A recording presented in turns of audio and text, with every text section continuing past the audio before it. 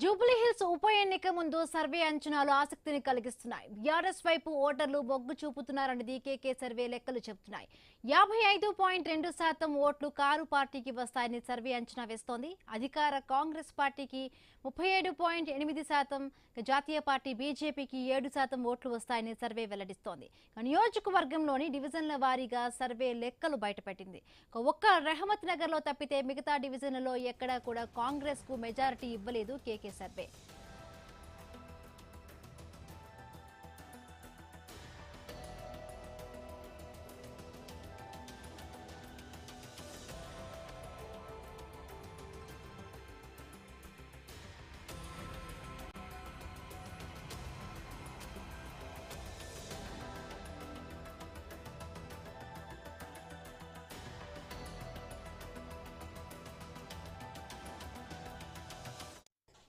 మరియు ఓటర్ల తీర్పు కూడా సర్వే అంచనాలకు తగ్గట్టుగానే ఉంటుందా? కాంగ్రెస్ పార్టీ అధికారంలో ఉన్నప్పటికీ సర్వే అంచనాలు ఎందుకు భిన్నంగా కనిపిస్తున్నాయి? మెజారిటీ ఉప ఎన్నికల్లో అధికారంలో ఉన్న పార్టీ వైపే విజయాలు నమోదవుతూ ఉంటాయి. కానీ అధికార పార్టీ ఓడితే అది పెను సంచలనమే. జూబ్లీహిల్స్ అలాంటి చరిత్రను లెక్కిస్తుందా అనేది ఈ నెల 14న చేపట్టే ఓట్ల లెక్కింపు ద్వారానే తెలుస్తుంది. జూబ్లీహిల్స్ నియోజకవర్గంలో ఈ నెల 11న పోలింగ్ ఉంది. ఈ నెల 9 వరకే ప్రచారం చేసుకోవచ్చు. అంటే ప్రచారానికి వారం రోజుల సమయం మాత్రమే ఉంది. మరి సర్వే అంచనాలతో లోపాలను గుర్తించి కాంగ్రెస్ పార్టీ గెయిన్ అవుతుందో, సర్వే లెక్కల ఆధారంగా మరింతగా పట్టు బిగించేందుకు బీఆర్ఎస్ ప్రయత్నిస్తుందో, కానీ కేకే సర్వే మాత్రం ప్రధాన పార్టీల శిబిరాల్లో అలజడికి కారణమైంది.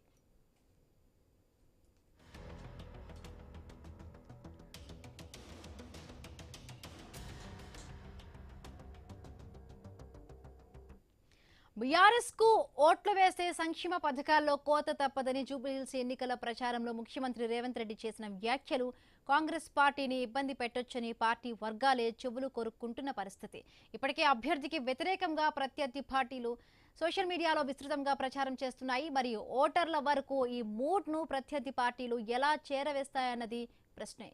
ప్రచారంలో మంత్రులను నిలదీస్తున్న దృశ్యాలు ఇంకా వైరల్ అవుతూనే ఉన్నాయి. ఈ సమయంలో వచ్చిన కేకే సర్వే జూబ్లీహిల్స్ అసెంబ్లీ ఉప ఎన్నిక హైప్ ను మరింత పెంచేస్తోంది. ఓటేస్తారంటే ఇవాళ మీ పిల్లలకు పెడుతున్న పువ్వ సన్న బియ్యం రద్దు అవుతాయి. ఇవాళ బీఆర్ఎస్ వాడు వస్తే పేదోళ్లకు 200 యూనిట్లు ఉచిత కరెంటు రద్దు అవుతుంది. ఇవాళ ఇక్కడ 25,000 మందికి ఇచ్చిన రేషన్ కార్డులు రద్దు అయిపోతాయి. ఇవాళ మా ఆడబిడ్డల ఆర్టీసీ బస్సులో ఉచిత ప్రయాణం రద్దయిపోతుంది. ఇవాళ మన ప్రభుత్వం ఉంది, మనం పనిచేసుకుందాం, పేదోళ్ళకి పనిచేస్తాం. ఇవాళ బీఆర్ఎస్ అని ఓటేస్తారంటే ఇవాళ మీ పిల్లలకు పెడుతున్న పువ్వ సన్న బియ్యం రద్దయితాయి. ఇవాళ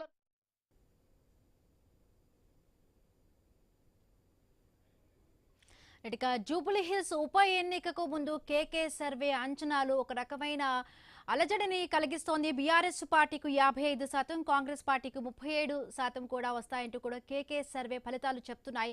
సో గతంలో కేకే సర్వే చేసిన ఫలితాలు ఏ విధమైన ఫలితాలను ఇచ్చాయి, ఇప్పుడు ఇవి ఏ విధంగా కూడా కరెక్ట్గా అవుతాయన్నది పూర్తి అనాలిసిస్ మా ఇన్పుట్ ఎడిటర్ శ్రీకాంత్ అందిస్తారు. శ్రీకాంత్, కేకే సర్వే అనాలిసిస్ మనం ఏ విధంగా అర్థం చేసుకోవచ్చు? గతంలో ఆయన ఇచ్చిన ఫలితాలు అంచనాలు ఏ విధంగా ఉన్నాయి, ఎట్లా ఉండొచ్చు Srikanth? Good afternoon. So KK survey ఇప్పుడు బీఆర్ఎస్ పార్టీకి కొంత బూస్టప్ ఇస్తోంది, కాంగ్రెస్ పార్టీకి కొంత ఎడ్జ్ లో ఉన్నట్టుగా కనిపిస్తోంది. బట్ ఏదేమైనా కానీ గ్రౌండ్ రియాలిటీ సర్వేలు, ఎగ్జిట్ పోల్స్ ఇవన్నీ కొంత అంచనా మేరకు మాత్రమే. ఎందుకంటే సర్వేలు ఎప్పుడైనా కానీ కొన్ని శాంపిల్స్ తీసుకుంటూ ఉంటారు. అంటే 100లో 10 మందిని, 1000లో 100 మందిని ఇట్లా కొన్ని శాంపిల్స్ తీసుకొని కొంత ట్రాన్స్పరెన్సీ కూడా ఉంటుంది దాంట్లో. పార్టీ కార్యకర్తలకు సంబంధం లేకుండా అర్బన్ ప్లేసెస్ కాకుండా కొంత రూరల్లోకి వెళ్ళి అక్కడ రైతుల, లేదంటే కామన్ మ్యాన్, లేదంటే సామాజికవేత్తలు లాంటి ఒపీనియన్స్ తీసుకొని సర్వేలు చేస్తూ ఉంటారు. సో దాంట్లో భాగంగానే జూబ్లీహిల్స్ ఉప ఎన్నిక ముందు ఈ కేకే సర్వే కూడా కొంత అంచనాల్ని ఆసక్తి కలిగిస్తున్నటువంటి విషయం అని చెప్పాలి. ఎస్, కేకే సంబంధించినటువంటి విషయంలో జూబ్లీహిల్స్ నియోజకవర్గం అంటే గతంలో కూడా ఆంధ్రప్రదేశ్లో, ఉమ్మడి ఆంధ్రప్రదేశ్ సమయంలో కూడా జగన్మోహన్ రెడ్డికి 15 నుంచి 16 మాత్రం వచ్చేటువంటి అవకాశాలని అని చెప్పినటువంటి సంచలనమైనటువంటి సర్వే రిజల్ట్ తర్వాత అది వాస్తవంగా కూడా ఒక్కసారిగా అందరి దృష్టిని కూడా కేకే సర్వే ఆకర్షించింది. ఆ తర్వాత హర్యానా విషయంలో కూడా కేకే సర్వే చేసినా కానీ హర్యానా విషయంలో మాత్రం భంగపాటు జరిగింది. ఎందుకంటే పూర్తిగా తలకిందులు జరిగింది. అంటే కామన్గా మనం కూర్చొని ఇక్కడ అంచనా వేసింది వేరు, అక్కడ జరిగినటువంటి సోషల్ ఇంజనీరింగ్ వేరు, అక్కడ జరిగినటువంటి సామాజిక పరిణామాలు వేరు. సో బీజేపీ ఒక సోషల్ ఇంజనీరింగ్ చేస్తూ అక్కడ హర్యానాలో గెలిచింది. అసలు గెలుస్తుందని ఎవరూ కూడా ఊహించలేదు. కాంగ్రెస్ పార్టీ గవర్నమెంట్ ఖచ్చితంగా ఫామ్ చేస్తుందనే చాలా మంది విశ్లేషకులు చెప్పారు. ఈవెన్ ఎగ్జిట్ పోల్స్ కూడా అవే చెప్పాయి. వాటికి భిన్నంగా అక్కడ భారతీయ జనతా పార్టీ అధికారంలోకి రావడం జరిగింది. ఇక ఇప్పుడున్నటువంటి పరిస్థితి ప్రకారం కేకే సర్వే ఏం చెప్తోంది అన్నది ఒకటి చూద్దాం. రేవంత్ నగర్ డివిజన్లో బీఆర్ఎస్ పార్టీకి ఆల్మోస్ట్ ఒక 45% వరకు వచ్చేటువంటి అవకాశం ఉంటే కాంగ్రెస్ పార్టీకి 51% వరకు వచ్చేటువంటి అవకాశం ఉంది. ఇది జస్ట్ 2 రోజుల క్రిందటి వరకు ఉన్నటువంటి రిజల్ట్. అట్లాగంటే మోరోవర్ రేవంత్ నగర్ బోరబండ ఈ సెక్టర్ మొత్తం కూడా మైనార్టీ ఓటు బ్యాంక్ ఎక్కువగా ఉంటుంది. శ్రీనగర్ కాలనీ విషయానికి వస్తే కనుక ఇక్కడ బీసీ ఓటు బ్యాంక్ ఎక్కువ ఉంటుంది, ఇక్కడ మైనార్టీ ఎఫెక్ట్స్ కొంచెం తక్కువగా ఉంటాయి. సో ఈ ప్రాంతంలో మాత్రం ఖచ్చితంగా ఒక 61% వరకు కూడా బీఆర్ఎస్ పార్టీ ఎడ్జ్ తీసుకునేటువంటి అవకాశం ఉంది. ఆ తర్వాత రెండో స్థానంలో 33 లేదంటే 38% వరకు కాంగ్రెస్ పార్టీకి ఉండేటువంటి అవకాశం ఉంది. సో అక్కడ భారతీయ జనతా పార్టీ కేవలం 4 నుంచి అంటే 14 నుంచి ఇంకొక 4% ఎక్కువ పొందేటువంటి అవకాశం ఉంటుందన్నది కేకే సర్వే చెప్తున్నటువంటి అంశం. కమింగ్ టు వెంగళరావు నగర్ లో కూడా ఆల్మోస్ట్ ఒక ఇక్కడ టగ్ ఆఫ్ వార్ ఉంటుంది కాంగ్రెస్ పార్టీకి అని చెప్పేసి వాళ్ళు చెప్తున్నటువంటి అంశం. 45 to 46 బీఆర్ఎస్ పార్టీ ఉంటే సేమ్ 48% వరకు అప్ టు మార్క్ 35 to 46% వరకు కాంగ్రెస్ పార్టీకి ఉండేటువంటి అవకాశం ఉంటుందని చెప్పేసి చెప్తున్నారు. ఇక ఎర్రగడ్డ డివిజన్ చూసుకుంటే కానీ ఎర్రగడ్డ ఈ ప్రాంతం మొత్తం కూడా ముస్లిం మైనార్టీ ఓటు బ్యాంక్ ఎక్కువగా ఉంటుంది. సో దాంట్లో కూడా almost Congress party versus BRS party tug of war నడుస్తుంది. దాంట్లో 61% వరకు కూడా బీఆర్ఎస్ పార్టీకి ఎడ్జ్ ఉంది అన్నది ప్రధానంగా కేకే సర్వే చెప్తుంది. బట్ ఏదేమైనా కానీ ఇక్కడ ప్రధానమైనటువంటి ప్రాంతాలు చూసుకుంటే కనుక శ్రీనగర్ కాలనీ, రెహమత్ నగర్, బోరబండ, ఎర్రగడ్డతో పాటు షేక్పేట్ డివిజన్ కానీ యూసఫ్గూడ్ డివిజన్ ఏదైతే ఉందో ఈ డివిజన్లను టార్గెటెడ్గా ప్రచారాలు జరుగుతున్నాయి. ఇప్పటికే దీనికి సంబంధించి రోడ్ షోలు కూడా నిర్వహిస్తున్నారు. అటు కేటీఆర్ వర్సెస్ రేవంత్ రెడ్డి ఇద్దరి మధ్యలోనే పోటాపోటీగా నడుస్తోంది. ఇప్పటికే దీనికి సంబంధించి బీఆర్ఎస్ పార్టీ ఓటేస్తే రేషన్ కార్డులు పోతాయి, లేదంటే సన్నబియ్యం వచ్చేటువంటి పరిస్థితులు పోతాయి, ఉచిత కరెంట్ ఆగమవుతాయి అని చెప్పేసి రేవంత్ రెడ్డి ప్రచారం చేస్తున్నారు. రేవంత్ రెడ్డి బెదిరిస్తున్నారు, బీఆర్ఎస్ పార్టీ ఓటేస్తే మీ అందరికి కట్ చేస్తామని చెప్పేసి బెదిరిస్తున్నారు. ఖచ్చితంగా కేవలం 500 రోజులు మాత్రమే ఉంది, మళ్ళీ బీఆర్ఎస్ పార్టీ గవర్నమెంట్ రాబోతోంది అని చెప్పేసి అటు కేటీఆర్ ప్రచారం చేస్తున్నటువంటి పరిస్థితి కనిపిస్తుంది. ఇప్పటికే బీఆర్ఎస్ తెలంగాణ భవన్లో హైదరాబాదితులందరినీ తీసుకొచ్చి వాళ్ళతో కేటీఆర్ 1-to-1 మాట్లాడుతున్నటువంటి పరిస్థితి. చూద్దాం ఎటువైపు టర్న్ తీసుకోబోతోందో. ఐ న్యూస్ కూడా గ్రౌండ్లో తిరుగుతోంది. స్వయంగా నేనే గ్రౌండ్కి వెళ్ళి అక్కడ ఉన్నటువంటి గ్రౌండ్ రిపోర్ట్ని ప్రజలకు అందిస్తున్నటువంటి పరిస్థితిని కూడా చూస్తూనే ఉన్నాం. స్వామి అందుబాటులో ఉన్నారు, మా కరెస్పాండెంట్. స్వామి, గుడ్ ఆఫ్టర్నూన్. సో ఈ సర్వేలుతో పాటు జనాల్లో ఉన్నటువంటి పల్స్, రాజకీయ నాయకులు చేస్తున్నటువంటి కామెంట్స్ అనూహ్యంగా తెరపైకి తీసుకొచ్చి అజారుద్దీన్ కు మంత్రి పదవి ఇవ్వడం, ఈ పరిణామాలను ఎట్లా చూడొచ్చు స్వామి? అంటే తెలంగాణ పాలిటిక్స్ లో ఇప్పుడు జూబ్లీహిల్స్ సెంట్రిక్ గానే మొత్తం పాలిటిక్స్ నడుస్తున్నాయి. జూబ్లీహిల్స్ బై ఎలక్షన్స్ లో గెలుపే లక్ష్యంగా పార్టీలన్నీ కూడా తీవ్రంగా శ్రమిస్తున్నాయి. ఇలాంటి తరుణంలో ఒకవైపు అధికార కాంగ్రెస్ పార్టీ ఈ స్థానాన్ని కైవసం చేసుకోవడం కోసం సర్వశక్తులు ఒడ్డుతుంది. మరోవైపు తమ స్థానాన్ని, తమ సిట్టింగ్ స్థానాన్ని తాము సాధించుకోవాలనే లక్ష్యంతో బీఆర్ఎస్ పార్టీ దూకుడుగా వ్యూహాత్మకంగా తమ ప్రచారంలో ముందుకు పోతుంది. ఇటు భారతీయ జనతా పార్టీ సికింద్రాబాద్ లోక్సభ సిట్టింగ్ ఎంపీగా ఉన్నటువంటి కేంద్ర మంత్రి కిషన్ రెడ్డి ఇక్కడ తన ప్రభావం చూపడం కోసం ఆయన తీవ్రంగా ప్రయత్నం చేస్తారు. ఈ 3 పార్టీల ట్రాంగిల్ ఫైట్లో ఒక్కొక్క డివిజన్ వారీగా ఒక్కొక్క పరిస్థితి అక్కడ నెలకొని ఉన్నది. నిన్న వచ్చినటువంటి కేకే సర్వే తోటి ఒక్కసారిగా పార్టీలన్నీ కూడా చర్చల్లో పడ్డాయి. అక్కడ క్షేత్రస్థాయి పరిస్థితి ఏ విధంగా ఉంది?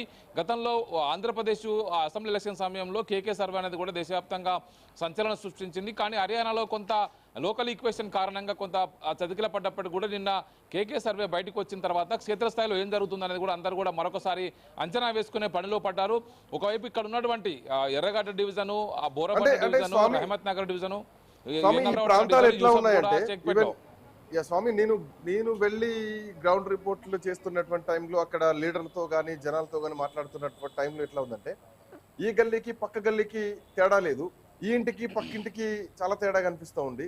అంటే ఎవరి మదిలో ఏముందో అర్థం కానటువంటి పరిస్థితి. సో ఇట్లాంటి టిపికల్ సిచ్యువేషన్ జూబ్లీహిల్స్ లో కనిపిస్తోంది. జనరల్ గా అన్ని నియోజకవర్గాలు అసెంబ్లీ ఎన్నికలు వేరు, జూబ్లీహిల్స్ నియోజకవర్గానికి వచ్చేసరికి minority vote bank versus BC లేదంటే మిగతా కేటగిరీ ఓటు బ్యాంకులు ఉన్నాయి. సో చాలా టిపికల్ కనిపిస్తోంది. ఈ టిపికలిటీలో ఈ సర్వేలను ఎట్లా మనం పరిగణలోకి తీసుకోవచ్చు? ఎంతవరకు దీంట్లో శాంటిటీ ఉంటుంది అనుకోవచ్చు? అంటే శ్రీకాంత్ ఇక్కడ ఏం జరుగుతుందంటే లోకల్ బాడీ సంబంధించి లోకల్ గా జరిగే ఎలక్షన్స్ కావడంతో కూడా ఒక కామన్ గా ఒకేసారి అసెంబ్లీ ఎలక్షన్స్ ఒకేసారి పార్లమెంట్ ఎలక్షన్ జరిగినప్పుడు కూడా పల్స్ అంతా స్పష్టంగా బయటపడుతుంది. కానీ ఇక్కడ ఒకే ఫ్యామిలీలో ఇద్దరు అన్నదమ్ములు ఉంటే ఒకరొక పార్టీలో ఒక ప్రచారానికి తిరుగుతున్నటువంటి పరిస్థితి కనబడుతుంది. ఒకవైపు వచ్చిన వారికి ఎవరిని మాట పోనీయకుండా ఒక కుటుంబంలో ఒక బ్యాచ్ అంతా కూడా ఉదయం పూట టీఆర్ఎస్ తో తిరిగితే మధ్యాహ్నం పూట కాంగ్రెస్ తో తిరుగుతున్నారు. ఇంకోరు వస్తే బీజేపీ వెంట వెళ్తున్నారు. ఎవరిని కాదనకుండా తిరుగుతున్నటువంటి పరిస్థితి మనకు ఇతర రాష్ట్రాల్లో మాదిరిగా ఒకవైపు ఆంధ్రప్రదేశ్లో తమిళనాడులో మాదిరిగా ఒక కుటుంబం మొత్తం గిరిగీసుకొని ఒకే పార్టీకి పనిచేసే సంస్కృతి ఇంకా తెలంగాణలో రాలేదు. అది మనకు స్పష్టంగా తెలంగాణలో కనబడుతుంది. మనకు హుజరాబాద్ ఎలక్షన్స్ అప్పుడే కావచ్చు, మునుగోడు ఎలక్షన్స్ కావచ్చు, ఎవరు వచ్చినా కూడా మేము మీకు ఓటేస్తామని చెప్పేసి అందరినీ సాటిస్ఫై చేసి అందరికీ తమ వైపే ఉన్నామని చెప్పుకునే పరిస్థితి ఉన్నది. ఇక్కడ తెలంగాణలో ఆ రాజకీయ పోలరైజేషన్ ఫ్యామిలీలో లేదు కాబట్టి ఖచ్చితంగా ఎవరు వచ్చినా సరే అందరు మీకు మేము సపోర్ట్ చేస్తున్నామని చెప్తున్న కారణంగా అందరూ కూడా ఈ కుటుంబం మా వెంట ఉందని అందరూ అనుకుంటున్నారు. అలాంటి పరిస్థితుల్లోనే చాలా మందికి ఇబ్బందికర పరిస్థితి ఏర్పడుతుంది. మనకి ఎర్రగడ్డలో చూస్తే ఎర్రగడ్డలో జరిగినట్టు కేకే ప్రకారం బీఆర్ఎస్ పార్టీ ఎడ్జ్లో ఉంది.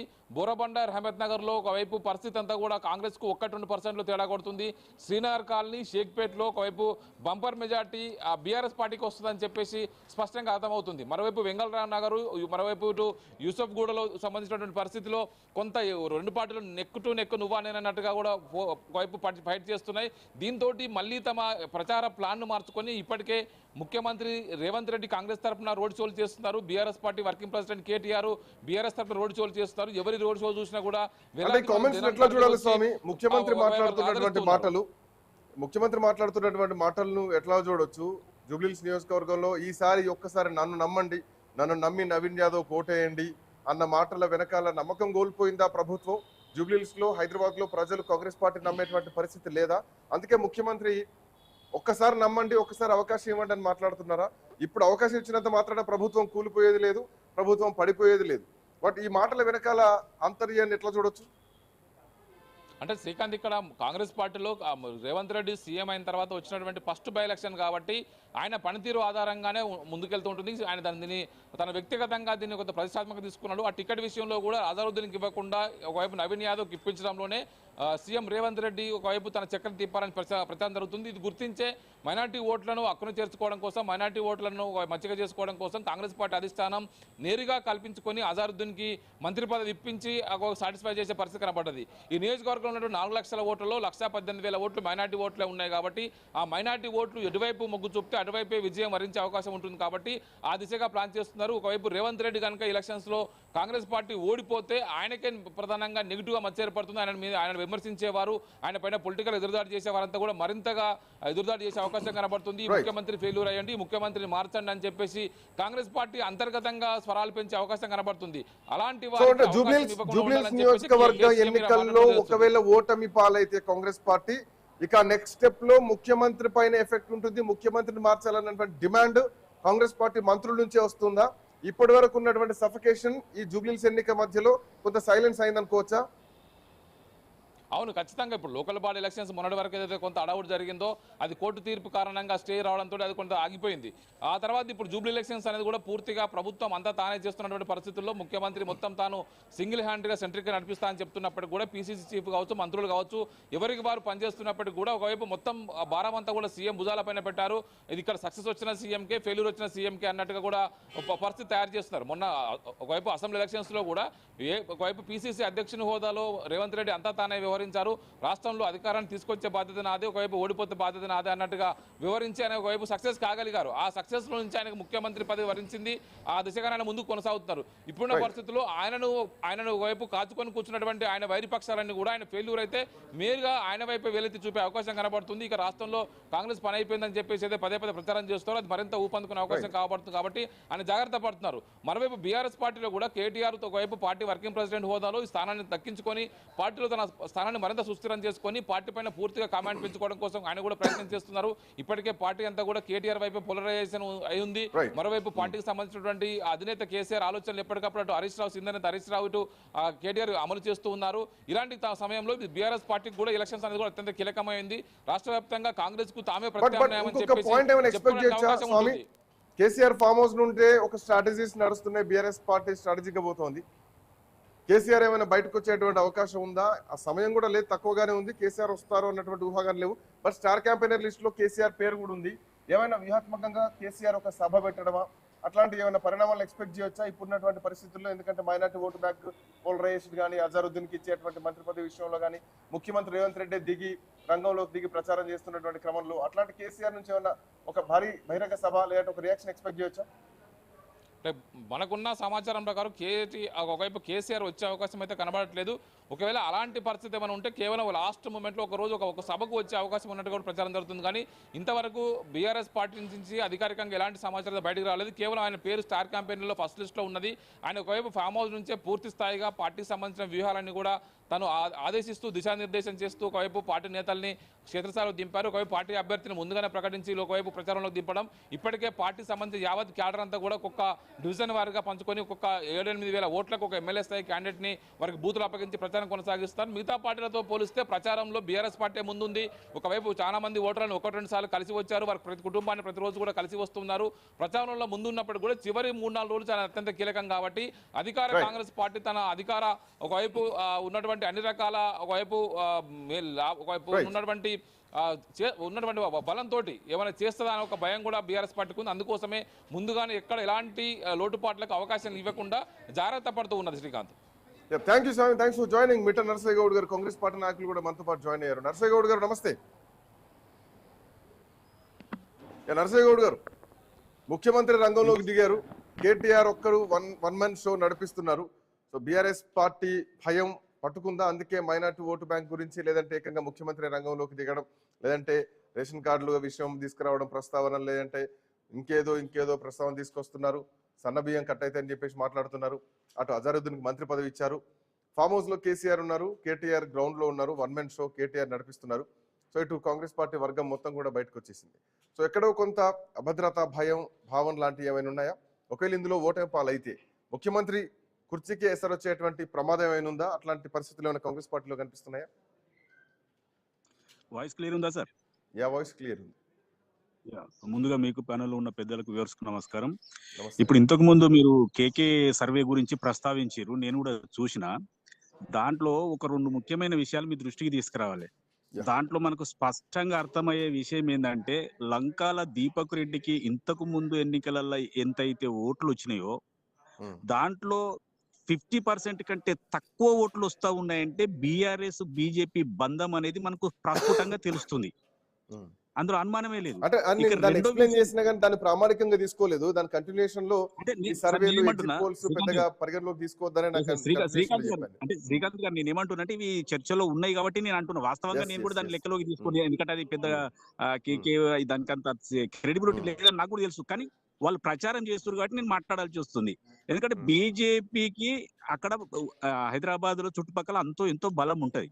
ఇంతకు ముందు ఇదే లంకాల దీపక్ రెడ్డికి వచ్చినటువంటి ఓట్లలో లెస్ దాన్ 50% వస్తున్నాయి. అంటే దీని అర్థం ఏంటంటే ఇద్దరు ఒకటైన అనేది రెండో విషయం ఏంటంటే, ఈ సర్వేలో ఇంకో లోపం ఏంటంటే, షేక్పేట గురించి వాళ్ళు ఏం చెప్తారంటే 61% టిఆర్ఎస్ కు బీఆర్ఎస్ కు వస్తాయంటే ఎవడైనా నవ్విపోతాడండి.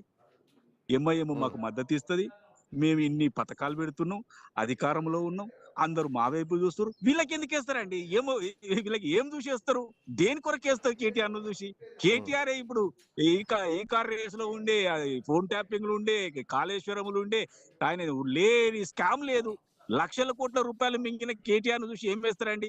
మీటింగ్ మీ ఎమ్మెల్యేలు ఏమంటున్నారంటే, ఈ ప్రభుత్వం విచారణలు, కమిషన్లు తప్ప పెద్దగా పనిచేసేది ఏం లేదు, పరిపాలన మీద, ప్రజా పరిపాలన మీద కాన్సన్ట్రేట్ చేస్తే బాగుంటుంది, విమర్శలు మానేసి అని చెప్పేసి మీ పార్టీకి చెందినటువంటి ఎమ్మెల్యేలే బహిరంగంగా చెప్తున్నారు. సో ఇంకా అవే పాత ముచ్చట్లు, ఇంకా అవే పాత డిస్కషన్లు, అదే కాళేశ్వరాలు, అవే స్కామ్ల గురించి జూబ్లీహిల్స్ ఎన్నికలను కూడా గడిపేద్దాం అనుకుంటున్నారా? ఎవరు మాట్లాడినా, మా వాళ్ళు మాట్లాడినా, మిగతా వాళ్ళు మాట్లాడినా ఒకటైతే నిజమేందంటే, ఇప్పుడు అయిపోయినటువంటి సమయము 23 నెలలు, దాంట్లో 3-4 నెలలు ఎలక్షన్లకు పోయింది. ఈ చాలా చిన్న సమయంలో ఏ ఎంక్వైరీ అయినా పూర్తి అవుతుందా? అది మన అందరికి తెలుసు కదా. ఒక ఎంక్వైరీ అంటే ఆ రాత్రికి రాత్రి మన జగన్మోహన్ రెడ్డి చంద్రబాబును అరెస్ట్ చేసినట్టు పోయి పట్టుకరాపు మన అంటే కరెక్ట్ అవుతుందా? కాబట్టి నేను ఒకటే అంటున్నదంటే జూబ్లీహిల్స్ ఎన్నికల్లో మోర్ దాన్ 50% ఓట్లు మాకు వస్తున్నాయి. మినిమం 40,000 పైచిలకు మెజార్టీ మాకు వస్తుంది. సరే ఈ కేకే సర్వేలు పీకే సర్వేలు వస్తూనే ఉంటాయి, దాన్ని నేను కాదని ఎవరి పని వాళ్ళు చేస్తారు. ఆఫ్ కోర్స్ కానీ ఇదంతా కేటీఆర్ ప్రచారం అంతా నీటి బుడగ లాంటిది. ఆయన తిరిగిన చోటల్లా డిపాజిట్ పోవడం ఖాయం. వీళ్ళంతా ఉట్టిగా మాట్లాడుతున్నాడు. నేను అంటున్నా జూబ్లీ హిల్స్ లో తెలివి కల వాళ్ళు, చదువుకున్న వాళ్ళు అందరూ ఉన్నారు కదా, వాళ్ళు వీళ్ళ పరిస్థితి తెలియదా? ఎన్ని కోట్ల రూపాయలు మింగిరు, ఏం డెవలప్ చేసిరు అనేది నేను మీ దృష్టికి ఒక కీలకమైన విషయం. అంత తెలివిగల వాళ్ళు ఉన్నారు అన్నప్పుడు ఎందుకు ఇట్లాంటి ఎన్నికల టైంలో మంత్రి పదవులు ఇవ్వడాలు, ఎందుకు ఇప్పుడే ఇన్ని పథకాలు ఇవ్వడాలు, ఎందుకు ఒక్కసారి నమ్మండి, ఈ ఒక్కసారి కోటేయండి, ఈ ఒక్కసారి నా మొహం చూసి నవీన్ యాదవ్ కోటేయండి? తెలివిగలే కదా, వాళ్ళని బతిలాడాల్సిన అవసరం ఏమున్నది? వాళ్ళకి తెలుసు కదా ఎవరు కోటేయాలి ఎవరు కోటేయద్దు అనేది. అయితే శ్రీకాంత్ గారు ఎంత ఓటేసినా మనం చెప్పవలసిన విషయాలు చెప్పాలి. రెండో కీలకమైన విషయం ఏంటంటే అది సిట్టింగ్ టిఆర్ఎస్ బిఆర్ఎస్ సీట్, అది గత 3 సార్లుగా. కాబట్టి మనం దాన్ని తీసుకోవాలనుకుంటున్నాం. ఇప్పుడు కంటోన్మెంట్ లో ఎట్లాగైతే మేము తీసుకున్నాము సీటు, ఈ సీటు కూడా 100కు 100% తీసుకోవాలి. వాళ్ళు వేస్తుండ్రు కదా అని మనం తప్పుడే కూర్చోవద్దన్న దాంతో ఈ ప్రచారం జరుగుతుంది. ఇప్పుడు అజరుద్దీన్ గారిది ఏంటంటే అది ఇంతకు ముందు ఆల్రెడీ డిసైడ్ అయింది, దానికి టైం వచ్చింది, ఆ టైంలో వాళ్ళు చేసిరు. అజరుద్దీన్ గారికి ఇప్పుడు మంత్రి పదవి ఇచ్చినా ఇవ్వకపోయినా అదే మెజార్టీ, అంతకంటే మెజార్టీ వచ్చే అవకాశం లేదు. అంటే అదే అంటున్నారు, నిన్న సర్వే రిపోర్టు బీఆర్ఎస్ పార్టీ గెలుస్తున్నటువంటి అవకాశాలు ఉన్నాయి, ప్రజల్లో కూడా బీఆర్ఎస్ పార్టీ వస్తుందన్నటువంటి ధీమా ఉంది. అందుకే ఈ రోజు మంత్రి పదవులు ఇస్తున్నారు, అందుకే ఈ రోజు పార్టీ ఆఫీసులను కూడా తగలబెడుతున్నారు. ఆ ఫ్రస్ట్రేషన్ లోనే బీఆర్ఎస్ పార్టీ ఎక్కడ జూబ్లీహిల్స్ లో గెలుస్తుందని చెప్పేసి ఈ రోజు కాంగ్రెస్ పార్టీ నాయకులు ఆఖరికి పార్టీ ఆఫీసులను కూడా తగలబెడుతున్నారు, ఈ ఫ్రస్ట్రేషన్ భరించలేక అని చెప్పేసి బీఆర్ఎస్ పార్టీ క్లెయిమ్ చేస్తుంది. శ్రీకాంత్ గారు, వాళ్ళు ఈ 2-3 రోజులు ఈ ప్రచారం ముగిసే లోపల వాళ్ళు కొద్దిగా ఈ మాటలు ఆ మాటలు చెప్పుకొని కొద్దిగా సంతోషపడితే మనం కూడా ఒక స్పేస్ ఇద్దాం. ఎందుకంటే తర్వాత ఏడు చూడు ఒకటే ఉంటది. ఎందుకంటే నేను చెప్తున్నా 100% వన్ సైడ్ గెలుస్తున్నామండి. అక్కడ వన్ సైడ్ గెలుస్తున్నాం. ఇప్పుడు చెప్పారు కదా 61% వస్తుంది షేక్పేట్ లో అని. మీరు 14వ తారీఖు మనం కలుస్తాం కదా, ఈ షేక్పేట్ లో మరి 61 వస్తుందా 16 వస్తుందా వాళ్ళకు అప్పుడు తెలుస్తుంది కదా. ఇప్పుడు వెంగళరావు నగర్ లో కొంత ఎక్కువ ఉంది అని చెప్తున్నారు. అక్కడ అంతా ఆఫీసర్లు ఐఏఎస్ ఆఫీసర్లు వాళ్ళు పెద్ద వీళ్ళంతా ఉంటారు. వీళ్ళు ఎంత వేస్తారండి వాళ్ళకు? వెంగళరావు ఇంకొకటి కూడా మన శ్రీనగర్ కాలనీలో వీళ్ళకి ఎడ్జ్ అని చెప్తున్నారు. ఇదేంటంటే ఎలక్షన్ టైంలో ప్రజల్లో ఒక పాజిటివిటీ పెంచుకోవాల్సినటువంటి టైంలో కాంగ్రెస్ పార్టీ నాయకులు ఇంకా వ్యతిరేకతనే కూడా కట్టుకుంటున్నారు. ఇప్పటికే ఇక్కడ గూండాయిజం పెరుగుతోంది, రౌడీ షీటర్లు ఉన్నారు, రౌడీ షీటర్ల కొడుకులకు టికెట్లు ఇస్తున్నారు, ఆయనతో ఫోటో దిగటే వాళ్ళంతా ఎవరు, వీళ్ళంతా రౌడీ షీటర్లు కదా, వీళ్ళ మీద కేసులు లేవా, వీళ్ళంతా క్రిమినల్ కేసులు లేవా అన్నటువంటి వాదన ఇటు ఉండగానే ఇంకోవైపు గతంలో బీఆర్ఎస్ పార్టీ భూరగిరి బీఆర్ఎస్ పార్టీ ఆఫీస్ మీద దాడులు చేయడాలు, అటు ఈ రోజు మనుగూరులో ఉన్నటువంటి బీఆర్ఎస్ పార్టీ ఆఫీస్ మీద దాడులు చేయడాలు, అక్కడ ఫర్నిచర్ తగలబెట్టాలు. రాష్ట్రంలో లా అండ్ ఆర్డర్ ఏం చేస్తోంది, హోంమంత్రి ఏం చేస్తున్నారు, ఇంత ఇంత ఇంత అంటే ఇంత విచ్చలవిడిగా దౌర్జన్యాలు చేయాల్సినటువంటి పరిస్థితులు ఎందుకు వస్తున్నాయి? ఇవన్నీ ప్రశ్నలే కదా. ఎక్కడైనా ఎఫెక్ట్ ఉంటుంది, జూబ్లీహిల్స్ నియోజకవర్గంలో కూడా మనుగూరు ఎఫెక్ట్ ఉండదు అన్నటువంటి గ్యారెంటీ లేదు. వాళ్ళు అది కూడా ప్రచారం చేస్తారు. మనుగూరులో అధికారంలో ఉన్న వాళ్ళు మా పార్టీ ఆఫీసులు తగలబెడుతున్నారు అంటారు. ఒకవేళ అధికారంలోకి వస్తే బీఆర్ఎస్ నాయకులను గల్లీ గల్లీ మొత్తం ఉరికిస్తాం, వారం రోజుల్లో వాళ్ళను కథం పట్టిస్తామని చెప్పేసి అభ్యర్థులే మాట్లాడుతున్నారు. ప్రజల్లో ఒక రకమైనటువంటి వ్యతిరేకత ఇది కాదా పెరగడానికి కారణాలు ఇవి కావా? శ్రీకాంత్ గారు, ఇవన్నీ కేవలము రాజకీయ విమర్శలు, ప్రచారంలో ఏదో ఒకటి చెప్పాలి. అంతకంటే కళ్ళ ముందు కనిపిస్తుంటే విమర్శలు ఎట్లా అంటారు? ఎవరు నాయకులు మాట్లాడితే విమర్శలు అనొచ్చు. కాలిపోయిన విజువల్స్ మనుగూరులో పార్టీ ఆఫీస్ విజువల్స్ కనిపిస్తున్నాయి, ఆ గద్దె మీద కాంగ్రెస్ పార్టీ జెండా ఎగరేశారు, అటు నవీన్ కుమార్ యాదవ్ చేస్తున్నటువంటి కామెంట్స్ ఇవి విమర్శలు కాదు కదా, ఇవి స్వయంకృత అపరాధాలు కదా. జూబ్లీహిల్స్ ఎలక్షన్ లో ప్రభావితమయ్యేది ఏకైక అంశం నేను చెప్తా చూడండి. ఇప్పుడు నేను కూడా గల్లీ గల్లీ తిరుగుతున్నా, మీరైతే ఇంకా ఎక్కువ తిరుగుతున్నారు, కెమెరాలు వేసుకొని మీకు ఇంకా ఎక్కువ, నాకంటే 4 ముచ్చట్లు ఎక్కువనే తెలుస్తాయి. కానీ నేను ఏమంటున్నంటే జూబ్లీహిల్స్ ప్రజలు దేనికి ఎదురు చూస్తున్నారంటే మాకు అందుబాటులో ఉండే నాయకుడు కావాలని ఎదురు చూస్తున్నారు. సునీత గారు అందుబాటులో ఉండే అవకాశం లేదు. సరే వారు స్వర్గస్థులైనరు, ఆయన మీద ప్రేమతోటి కొంతమంది వేస్తే నేను కాదనలేను. కానీ ఇక్కడ పిలిస్తే పలికే నాయకుడు నవీన్ యాదవ్ గారు. ఇక ఆయన క్రిమినల్ అంటుండ్రు, గూండా అంటుండ్రు. అరే ఎవరి మీద కేసులు లేవండి? కేటీఆర్ మీద లేవా కేసులు? నర్సగౌడ్ గారు కేటీఆర్ మీద కేసులు లేవండి? కేసీఆర్ మీద కేసులు లేవా? హరీష్ మీద కేసులు అందరి మీద ఉన్నాయి. కేసీఆర్ మీద ఉన్నాయి, హరీష్ రావు మీద ఉన్నాయి, కేటీఆర్ మీద ఉన్నాయి, లోకేష్ మీద ఉన్నాయి, చంద్రబాబు నాయుడు మీద ఉన్నాయి, జగన్మోహన్ రెడ్డి మీద ఉన్నాయి, రేవంత్ రెడ్డి మీద ఉన్నాయి. రెడ్ హ్యాండెడ్ గా దొరికిపోయినటువంటి విజువల్స్ ఇవన్నీ కామన్ గా ఉన్నాయి. కానీ రౌడీ షీట్లు ఉండడం సంథింగ్ వెరీ డిఫరెంట్. సో అదే ఇప్పుడు ప్రచారం జరుగుతుంది. రౌడీ షీట్ మన అభ్యర్థి మీద లేరు, నేను అది కూడా అంటున్నా. అభ్యర్థిని ఎక్కడ మాట్లాడట్లే, అభ్యర్థి మీద రౌడీ షీట్ ఉన్నానట్లా. బట్ బీఆర్ఎస్ పార్టీ నాయకులే మాట్లాడుతున్నారు, కోతులు అన్ని లంకలో ఉంటే కోతులు అవుతాయి కదా, సో అవి వాళ్ళు ఎట్లా సచివులు అవుతారని చెప్పేసి బీఆర్ఎస్ పార్టీ నాయకులు గ్రౌండ్కి వెళ్తే మాట్లాడుతున్నటువంటి పరిస్థితి. రామూర్తి గారు బీఆర్ఎస్ పార్టీ సీనియర్ నాయకులు జాయిన్ అయ్యారు మనతో పాటు. రామూర్తి గారు నమస్తే. నమస్కారం అండి.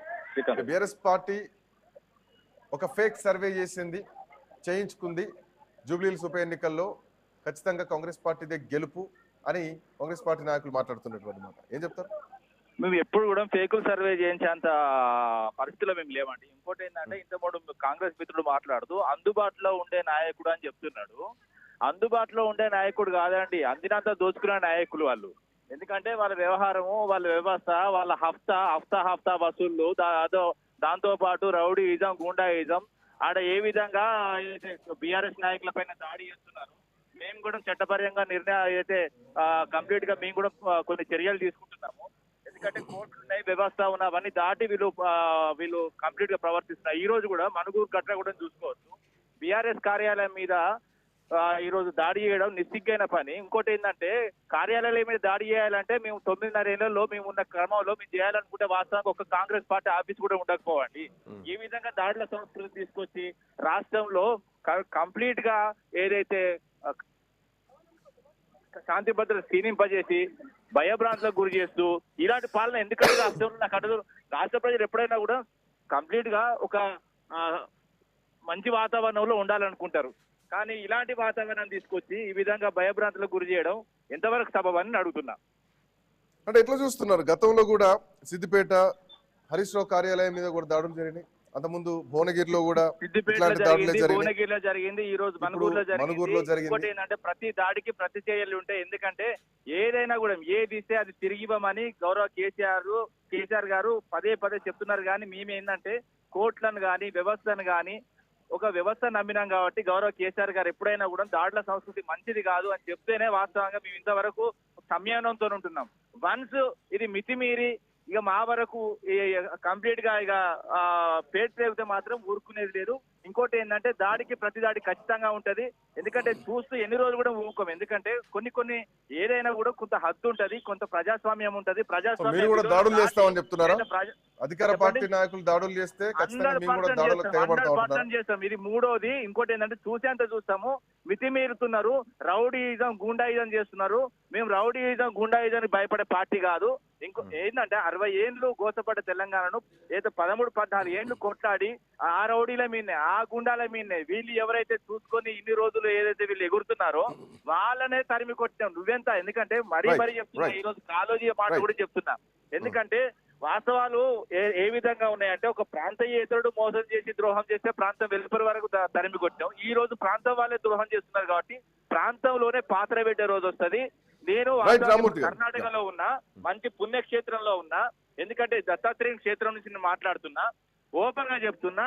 వాస్తవంగా మేము ఖచ్చితంగా జూబ్లీహిల్స్ లో గెలుస్తాము. అదే విధంగా ఈ కాంగ్రెస్ ప్రభుత్వం ఏదైతే ఈ చీడలాగా బట్టి ఏదైతే ఈ రాష్ట్రాన్ని, ముఖ్యంగా తెలంగాణ రాష్ట్రాన్ని పీల్చుక తింటుందో, ఆ పీల్చుక తిన్న ప్రభుత్వాన్ని ఖచ్చితంగా ప్రజలకు కాంగ్రెస్ వాళ్ళను దూరం చేసి కనీసం వాళ్ళ చెయ్యి గుర్తు చెయ్యి దాక్కుంటా చేస్తాం.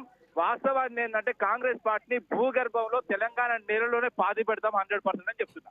Thank you so much Ramurthy గారు, అట్లాగే మిట్ట నరసయ్య గౌడ్ గారు. ఎనీవే, సో 10 ఏళ్ళు పీల్చుక తిన్నారు తెలంగాణ అని చెప్పేసి కాంగ్రెస్ పార్టీ నాయకులు అంటే, 2 ఏళ్ల నుంచి పీల్చుక తింటున్నారు కాంగ్రెస్ పార్టీ తెలంగాణ అని చెప్పేసి బీఆర్ఎస్ పార్టీ నాయకులు మాట్లాడుతుంటే, సో ఈ దాడులు మాత్రం ఇది హేయమైనటువంటి చర్య. సో ఇట్లాంటి దాడులకు దిగడం, దాడులు చేయడం, అది ఏ పార్టీ అయినా కానీ ఎవరైనా కానీ, ఇట్లాంటి విధ్వంసాలకు తెలంగాణ రాష్ట్రం పోవడం మాత్రం బాధాకరమైన చెప్పాలి. ఖచ్చితంగా దీనిపైన లా అండ్ ఆర్డర్ ఇష్యూస్ రాకుండా పోలీస్ డిపార్ట్మెంట్ చర్యలు తీసుకోవాలి.